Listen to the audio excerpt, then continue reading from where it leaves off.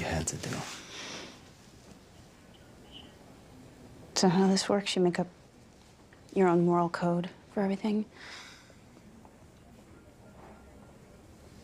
I never killed anyone like this before, Tara. I don't know what the code is. I'm sorry.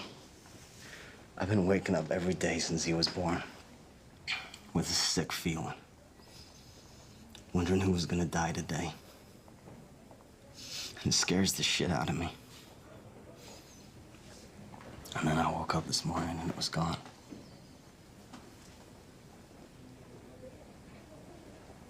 I think that scares me more. Hey, you're in shock. I don't think anything could shock me anymore. What do you want me to do? How can I help you? Don't go anywhere.